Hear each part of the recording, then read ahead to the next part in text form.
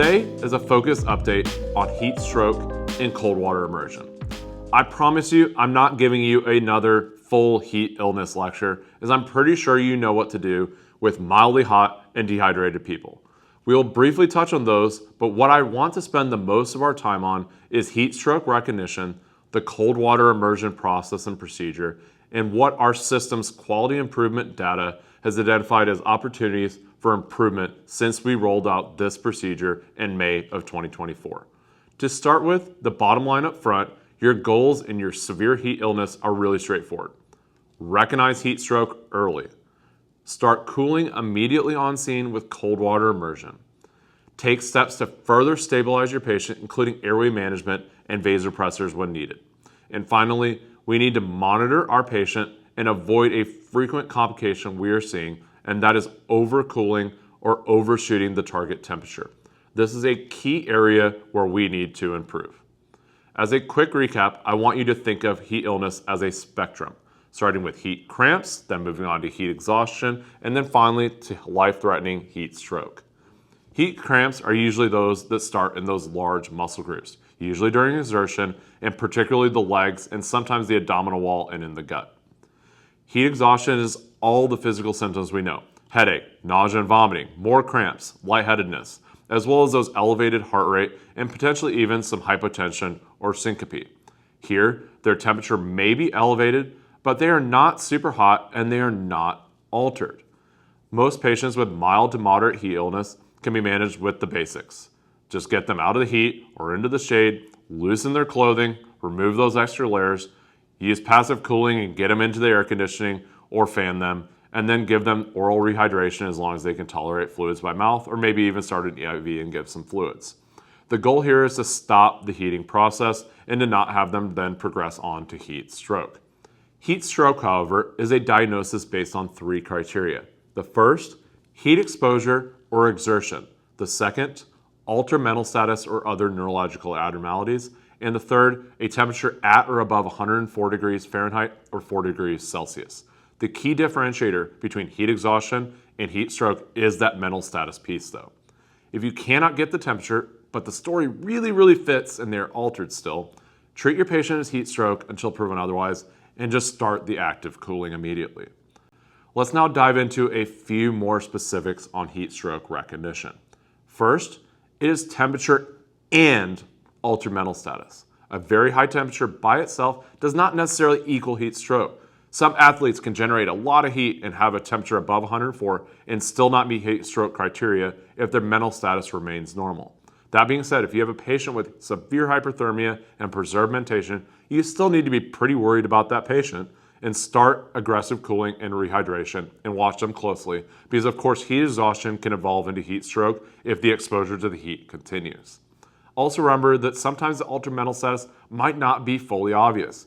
This could be things like subtle confusion, like repetitive questioning or abnormal behavior, or it may take the form of seizures, or the patient is just completely unresponsive in GCS of 3. Another key point is that getting a core temperature really matters. At the temperatures we are dealing with, unfortunately the oral, axillary, and tympanic readings can mislead you by underestimating the true temperature of your patient. Get a rectal temp, get that core temperature whenever it is feasible and as soon as you can. We totally understand that there is a ton of different worries about undressing patients in exposed environments, limited space in the ambulance, and concerns about patient discomfort, and frankly just the invasive nature of the procedure, but getting this right really matters. However, you do have one get out of jail free card. If you get a peripheral temp and it is high, you can pretty much safely assume that the core temperature is probably even higher and go ahead and treat that as heat stroke. We also know some of these heat stroke patients can be agitated and confused, maybe even high and combative on meth or other drugs. So if the story fits and they are radiating heat, but they are too agitated for you to immediately obtain a core rectal temperature, begin cooling while you gain control of your patient and then obtain that rectal temperature as soon as feasible.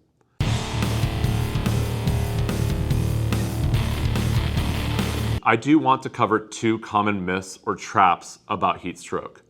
The first is about sweating. Heat stroke patients can be profoundly diaphoretic, and they can also have completely dry skin. So don't let the presence or absence of sweating factor too heavily into your decision making on whether you're working with a heat stroke patient or not. The second is falsely assuming that every patient who is altered in a hot environment is indeed heat stroke. Remember, there are still many other reasons why a patient can have an elevated temperature and be altered, or be altered in a hot environment.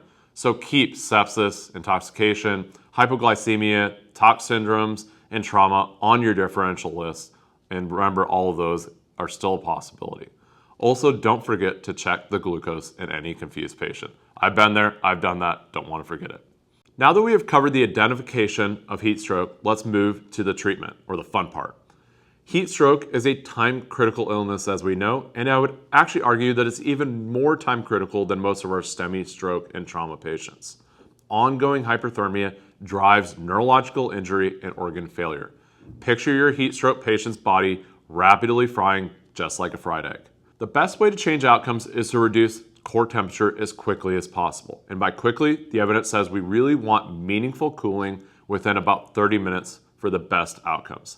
That is from the onset of heat stroke, not when you arrived on scene. So we are already behind the 8 ball when we show up and the patient has already been in heat stroke for several minutes. Because of that, we, and really you, have to own the management of this condition. I know that we have a short transport, but even ED cooling isn't instantaneous. We all know those little ice machines in the ED, that takes forever just to fill up a styrofoam cup, let alone filling up a cooling bag in any time fashion that we care about. So our pre-hospital cooling really matters. We just simply get it done quicker, faster, more efficient, and better than the EDs. This is the reason for that mental framework we teach for heat stroke patients. Cool first, transport second. Now let's put this all together in how we are operationalizing it out in the field. Step 1, identify your heat stroke patient, as we have already covered. Remember as well, we're not cooling major trauma patients or patients who we think are septic. Next, start the cavalry. Request an EMS supervisor with ice early. If you don't have an engine crew on scene, get them en route as well. Communicate over the radio this is a cold water immersion case and that you need ice, so those coming to the scene can help you with that. There are also a ton of options for you to get ice as fast as possible for your patient. If an engine crew comes from a station, they may be able to bring ice from their kitchen or their station. Look around also on scene for nearby restaurants, gas stations, bars, schools, or anywhere else you can either send a runner or quickly drive the ambulance and divert to get ice. Next, before you get your patient soaking wet, get them on full monitoring, including end-tidal CO2. That includes placing defibrillator pads, since those have more surface area to stick on your patient once they're wet, and it also ensures that you're ready for any dysrhythmia should one occur. While waiting ice, start cooling actively with whatever you have. As soon as possible, get them trauma naked, and then apply sheets or towels dipped in cold or ice water directly to the skin, and don't forget about ice packs on the trunk and the abdomen as well. Now it is time to get them in the Immersion cooling emergency bag, aka ice bag. Nobody's gonna know. They're gonna know. How would they know? Yes, this is our repurposed body bag, but please don't call it that. Cooling bag, ice bag, I don't care. Please just do not call it or document it as a body bag. You can imagine it kind of freaks people out. One logistical tip we have found that works well is to put the Mega Mover tarp under the patient before loading them into the bag, because it can be helpful with rolling and removing them later. Also, don't forget to secure your IV access with extra Curlex or Tegaderms or tape so you don't lose your line. We've seen that happen a lot. Consider also adding a base layer of ice and water before loading the patient into the ice bag, and then load them into the bag itself. Remember to also protect their airway, and certainly you can elevate the head of the bed to 30 degrees if you need to help with that. Next, we're going to pour the ice and the cool water on top of the patient and fill in the area of the bag around them. If water isn't available, sure, you can use saline bags, but what we're really going for is ice and liquid. The goal is to cover at least 2 inches of the patient's body, and then we're going to zip the bag up, but obviously leave the face exposed, but then also consider leaving the upper chest exposed so it doesn't displace your leads and your pads. Also consider leaving the hand out of the bag with the SpO2 probe on so you can monitor that way as well. We should be circulating the ice and the water in the bag using our hands or gently shifting the sides of the bags to ensure maximal cooling. If your patient starts shivering uncontrollably, you can always use midazolam per the dosing in the heat emergency protocol. This next step, though, is where we can really improve. we must be frequently reassessing temperatures. Our target for discontinuing cold water immersion is a temp of 102 or less, not 98, certainly nothing lower. I will note that the protocol also includes improved mental status as a criteria to discontinue CWI. That mainly addresses situations where you cannot recheck a core temperature, but when available, the core temperature should really guide you here. While mental status improvement suggests the acute neurological crisis is resolving, continuing cooling to that target temperature of 102 ensures adequate heat dissipation and also helps prevent rebound hyperthermia. We need to be really checking our first temperature after about 10 minutes. If you're worried you're going to forget this, consider setting the DSI timer or a phone timer as a reminder. We should then really be checking temperatures every 10 minutes thereafter, and as we're nearing our temp of 102, even more frequently. And to clarify, repeat temperatures really need to be that rectal core temp again. Yes, that means rolling your patient or bringing a knee up to gain access for that core temperature, and logistically I get it, it's difficult, it sucks. But unfortunately, this is a really important step, especially after we have cooled the patient's skin. We understand the difficulty of all this, so we're looking into outfitting the EMS supervisors and CCPs with ways to continuously monitor core temperatures. But this is unfortunately going to require them to have Zoll monitors with the proper channels, which may take some time to get sorted out. So while this may be coming in the future, this really is unfortunately not an option for most of us at this time. So that's why we need to do those frequent monitoring of temperatures. So here's a big change in how we have done things before. If you anticipate a prolonged transport time, it may be best to cool the patient on scene until the target temperature is reached and then get them out of the ice bag and transport them dry. A 15 to 20 minute transport time may end up being too long and we may overshoot our target of 102. Additionally, we really should be checking a repeat temperature on arrival to the ambulance bay. Depending on the ED and their facilities, the logistics of getting the patient out of an ice bag after they've gotten inside the ED may be much more difficult and take more time, causing us to overshoot that temperature when we're dealing with that. It's much easier to get them out of the bag and dried off in the ambulance bay once they are appropriately cooled. A couple of final points on cooling now. First, if the patient goes into cardiac arrest while they're in the bag, keep cooling while you run that cardiac arrest protocol. Hyperthermia is a reversible cause and you must fix it, otherwise the resuscitation is essentially futile. You can apply a mechanical compression device if you need to facilitate compressions, but given that the patient is wet, please watch for any device movement, aka that MCD walk. If you need to defibrillate or cardiovert, clear as much ice and water as possible off the patient before delivering the energy. There are case reports out there showing this can be done safely, so we should not hesitate to do so if needed, just clear that ice and water off. Finally, this is a protocol for both adult and pediatric patients. The need for rapid cooling is not just unique for adults. Woo! Unfortunately, we have children left in hot cars and other places every year, and this therapy can certainly help them as well. Please use that extra caution though for temperature monitoring with these little ones, and of course, protect the airway for any pediatric patient. Before we wrap up, I want to share what we found from our quality improvement data and highlight the good work y'all have been doing out there. At the end of last summer, we reviewed every patient treated in our system with cold water immersion from May 2024 through the end of September 2025. That gave us 28 patients. The median starting temperature was around 106, so these patients were wickedly hot. Across our patient group, we reduced temperature by around 7.4 degrees Fahrenheit or 4.1 degrees Celsius. In other words, we were really effective at cooling them down rapidly. And well, how did our patients do? In our group, the median hospital length of stay was 4 days, and just over half of the patients went to the ICU.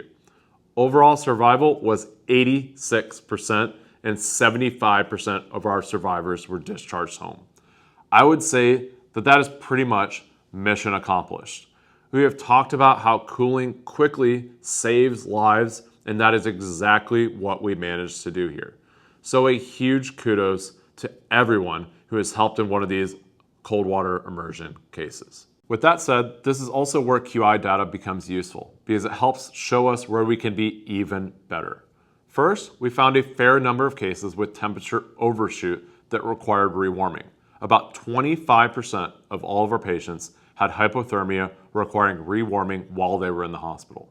That is exactly why it is so important to monitor those temperatures closely, consider stopping cooling on scene when appropriate, and recheck temperatures on hospital arrival so we can get the patients out of the cooling once they've hit the temperature.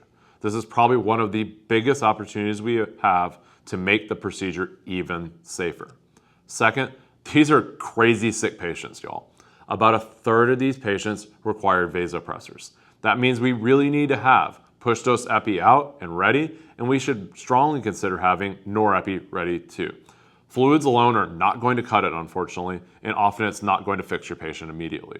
You should have a CCP on scene, but some of these patients may need a second pressor or even pushes of phenylephrine in addition to the Levophed to get their blood pressure up. Third, a lot of these patients required airway management, around 40%. Given how sick these patients are, and given how often we are giving them vasopressors, these probably are not the ideal candidates for a DSI approach. So consider resuscitating as best as possible and then moving to an RSA if you're having trouble meeting your goals. Also, keep in mind that airway management and hemodynamic stabilization takes time, so we need to stay cognizant of those temperature checks afterwards. So we may have just spent 15 to 20 minutes on scene with the patient still in the ice bag. So that is what we learned from our first 28 cases locally. The next question is whether these same themes show up in larger systems. Well, interestingly, about 2 weeks before I recorded this, a group working with the Phoenix Fire Department published their pre-hospital cold water immersion experience in the Pre-Hospital Emergency Care Journal. They reported 183 adult heat stroke patients over a 5-month period. Yep, you heard that right, 183 patients in 5 months. Turns out living in a desert causes a whole lot of heat stroke. Their median initial temperature was 106.5, and nearly a third of patients were above 108. From pre-hospital care to ED arrival, temperature decreases 72% of patients with an average drop of 3.6 degrees Fahrenheit. I suspect that reflects two things. First, they likely cooled for a shorter time than we often do, with a median immersion time of around 13.5 minutes, with a practice of almost always dumping the water at the ambulance bay. Second, they were using tympanic temperatures, which is often higher than what our true core temperatures are, and we usually use true core temperatures. What was also cool was their median hospital length of stay was also 4 days. About half of their patients also required intubation, and roughly a third required ICU level of care. Survival was also about 80%, and about 70% had a GCS of 15 at disposition. So in a very different system with a much larger cold water immersion volume, the overall message sounds pretty familiar. Let us rapid fire summarize what we have covered here today now. Heat stroke equals heat exposure plus altered mental status plus a temperature at or above 104 degrees Fahrenheit. Our systems and others have shown pre-hospital cold water immersion is safe and effective, but now we need to tighten up that execution. Call for your additional resources, particularly those with ice, as early as possible. Get pads and full monitoring on, then begin active cooling with what you have, set up the ice bag, and start cold water immersion as quickly as possible. Anticipate these patients are going to need pressors and maybe even multiple pressors. Plan that they're going to need airway management while also receiving that hemodynamic support. We have to be diligent about rechecking those core temperatures. Consider cooling on scene if transport time is going to be long or resuscitation measures have already kept you on scene for a while with the patient on ice. In essence, take cool first, transport second, most literally in these circumstances. We should be checking a temperature at minimum after 10 minutes and then every 10 minutes thereafter, and more frequently as we approach that bingo number of 102. On arrival to the ambulance bay, we should recheck a temperature because that is the ideal location for us to drain the bag and pull the patient out.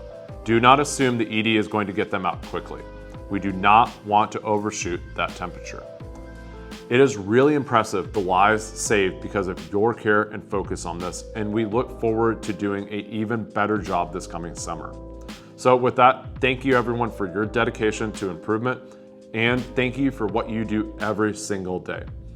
Take care and be safe, everybody. Thanks, Dr. Miller. That is some really good stuff. So here's what I took away from that segment. Heat stroke requires 3 things for us to use the cold water immersion protocol. It requires heat exposure, it requires altered mental status, and a temperature over 104. The key part there is the altered mental status.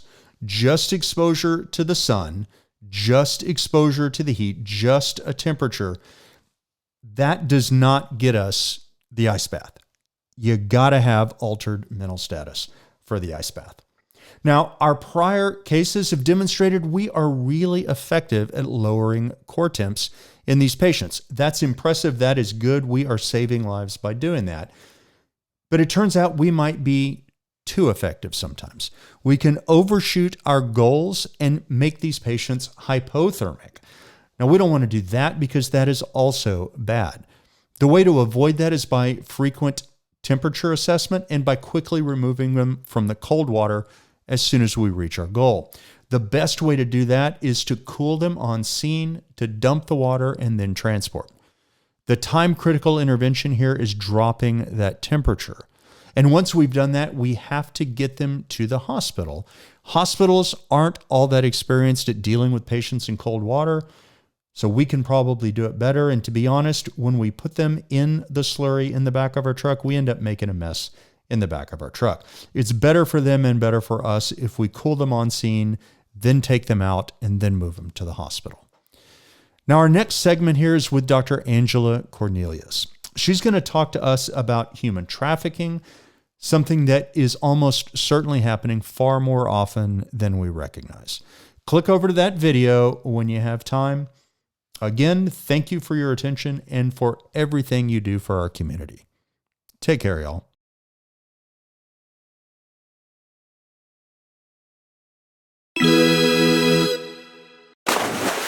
Leroy Jenkins.